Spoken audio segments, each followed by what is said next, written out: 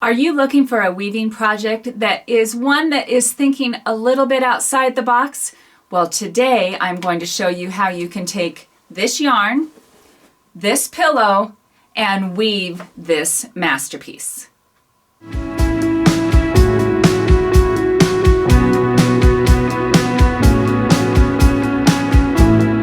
I am just in love with weaving. We weave rugs, pot holders, blankets. Today I am going to show you how you can weave a pillow using a peg loom. It's going to be something that you're going to look at and say, wow, that is totally different than anything I've ever seen. And to be honest, it's actually super easy. So let's get started. Okay, so you're going to need a pillow, and my favorite place to get pillows for a project like this is the thrift store, because they usually are economical and some pretty good sizes. So you're going to want to measure across each side of your pillow from seam to seam to come up with a dimension for your weaving, as well as the fabric that you're going to attach the weaving to. So looking at this one, if you go from seam to seam, it is 18 inches. So we need to know that number for two reasons. We will cut your fabric that you're attaching the weaving to 1 inch bigger than that number. So we're going to cut two pieces of this fabric, 19 by 19, because this is a square pillow. So you'll do two pieces of just a cotton or a blend to attach your weaving to. But we're also going to take that number and set up your peg loom. And we're going to add 4 inches to that number to decide how many pegs we're going to set up.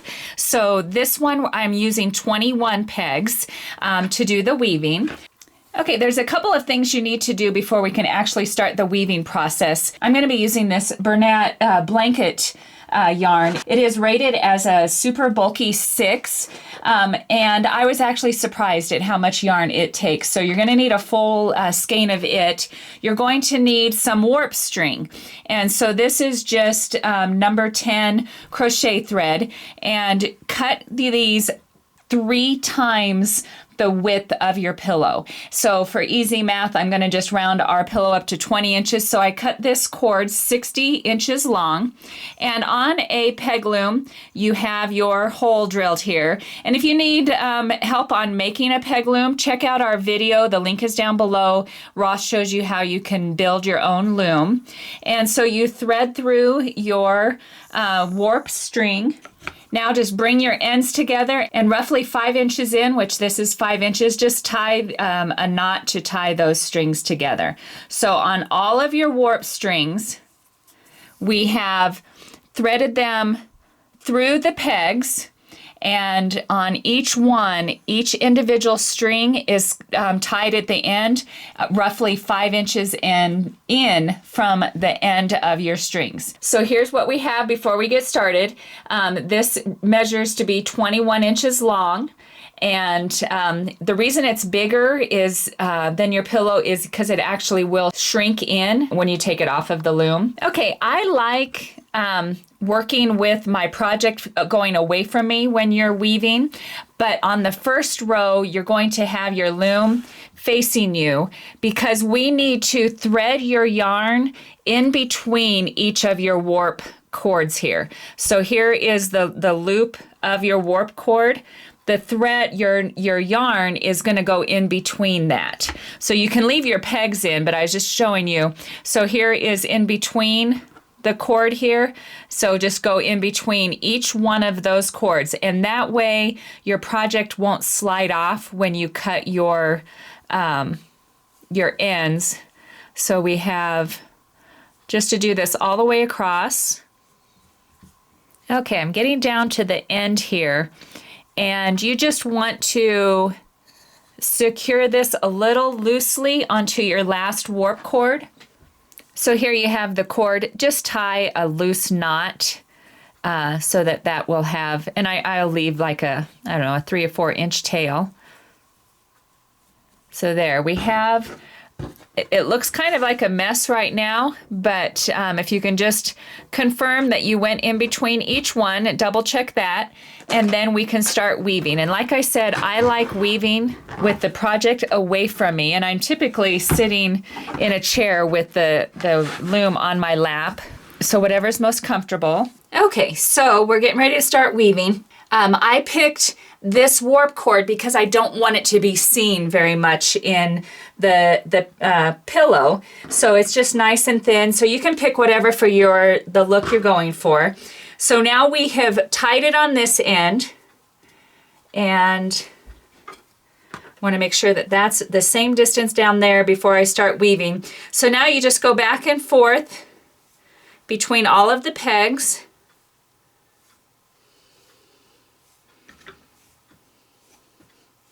Got down to the end. So now you've came around this end. You just go back the other direction.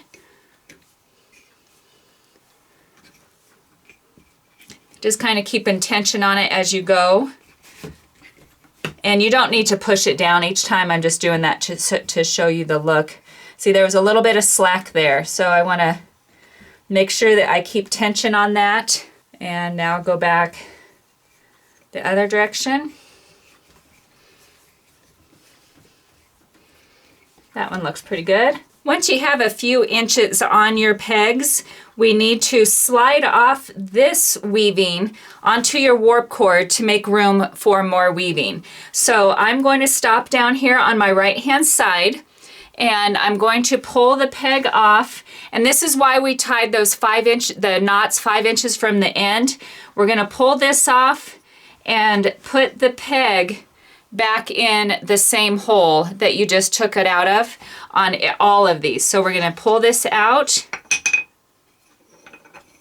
Yeah, put that back and slip it back in. Pull this out, slip it back in the hole.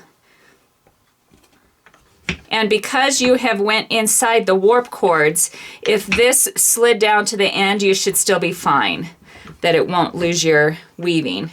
So we're going to do this all the way across. But when we get to the end, it's important to show you how to come back the other way. See, look at how cool that's turning out already. Okay, we're getting down here to the end, and it's came around the back. So we're going to go ahead and weave back, even though this one hasn't been pulled off yet. Because I found that if I pull it off and then start weaving, it is not keeping the same tension. So I'm just going to go for a little bit there. That's far enough. And then I will pull this guy out.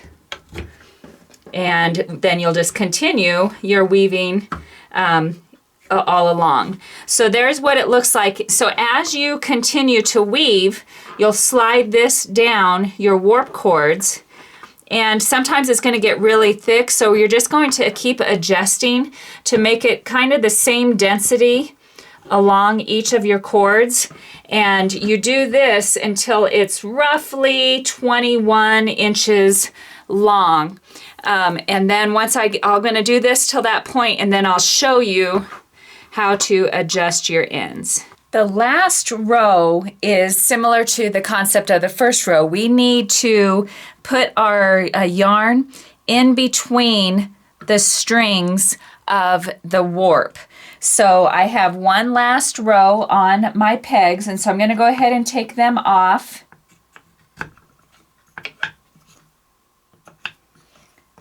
And since it's only one row, it's basically taking every other one off because it's not... There we go.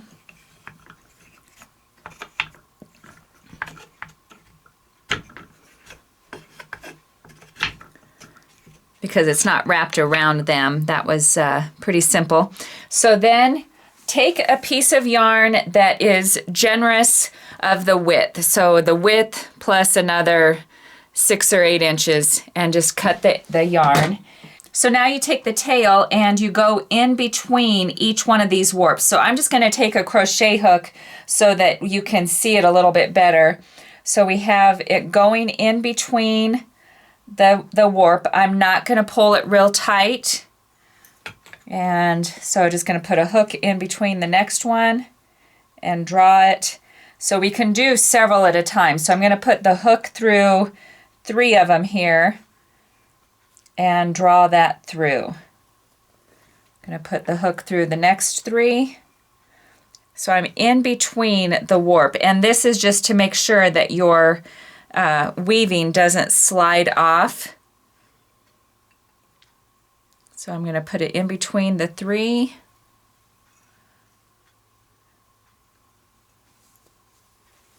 Okay, I don't want to pull it super tight because I need to keep it square. There we go. And now I'm just going to tie a little knot on to this last cord.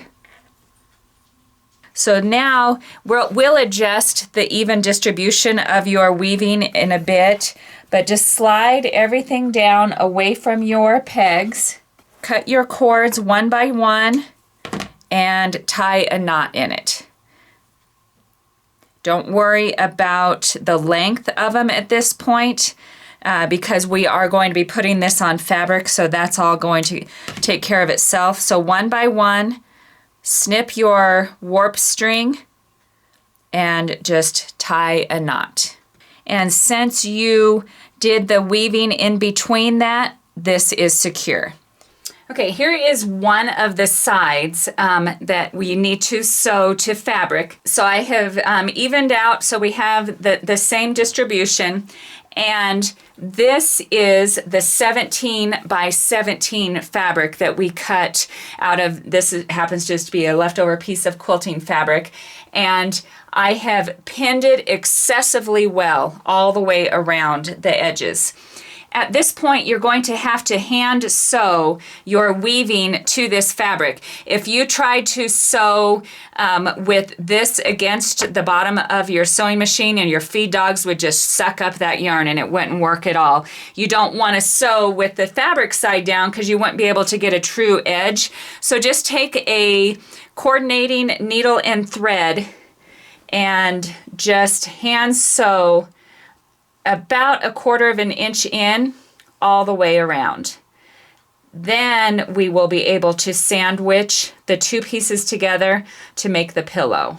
Both of the sides of the pillow are done.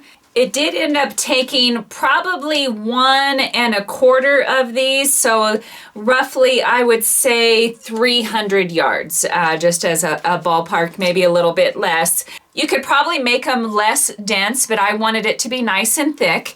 And so I have hand sewed on the back. In addition, I did some meandering hand stitches all the way around just to secure the center to your fabric. And keep in mind, this is not a throw pillow. I wouldn't call this a throw pillow. This is definitely a decorator pillow. These things are on here tight. They're not going to rip out, but they are loose and could grab onto your finger. So we are going to attach these together, right sides together, sew around the perimeter on the sewing machine, leaving a hole big enough to put your pillow form in. So first step is to pin these together. I have it pinned. I've also used clips. These are great clips, especially for bag making. So I've used clips on the edge. I have pins on the edge. For the pillow, I am going to start on near one corner, about 3 or 4 inches in, start sewing with a generous 1/2 inch seam allowance and end at the same point on the opposite side. So here I'm just going to put a little mark there so you can see what I'm referring to. So that's where my stitching line is. This is just a piece of soap, which is really great to mark on fabric. We're going to sew it, turn it inside out, and this is the pillow that I had got at the thrift store. We'll just bend it, put it in the pillow, and slip stitch it shut. Okay, I'm getting ready to stitch. Most machines have a grid on it, so I'm going to be following the 5/8 inch seam line. This is a machine that I just got a few months ago, totally in love with it. The link is down below. On pillows especially, make sure you back stitch quite a bit, quite heavily at the beginning and the end of your stitching because there's going to be a lot of pressure as you try to get that pillow form in there.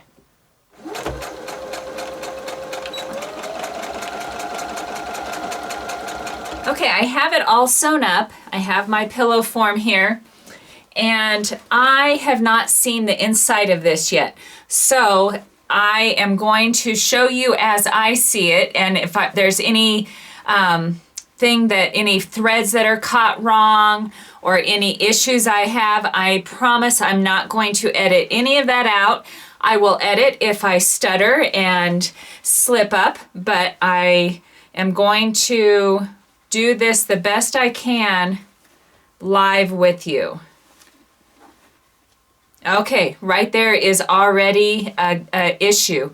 When I'm turning this, my finger went through the side seam. So my fabric was not matched up in that spot. I must have missed it. So I'm going to fix that, but I promise I will show you as I see issues, because this is not your standard pillow.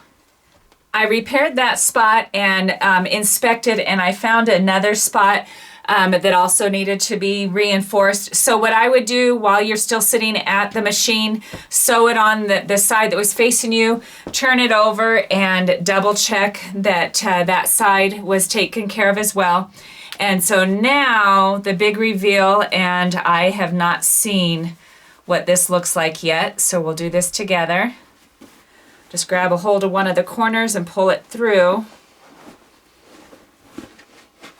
So far, so good. So here's our opening that we'll put the pillow form in. And you can have a new pillow form, or this is a great way to cover a pillow. So just fold it in half and push it in. And this is why back stitching on the seam is huge, because you'd be ripping it out right now with the pressure that's on it. And just work the corners into the corners. Get your pillow as far in as you can. And it looks really cool. Oh my word. I love it. So this opening here, you just need to take your needle and thread and stitch it shut. So these are the frays of the warp string, so that needs to make sure that those are sewn in there. And I think I am totally in love. So while you're doing this process, if you have any questions at all, please comment down below. I'll get back to you as soon as possible. If you have any suggestions on how to improve on this idea, I'm always game. This is all just crafting heaven for me to keep trying these new things. So as always, thank you for watching DIY on the House.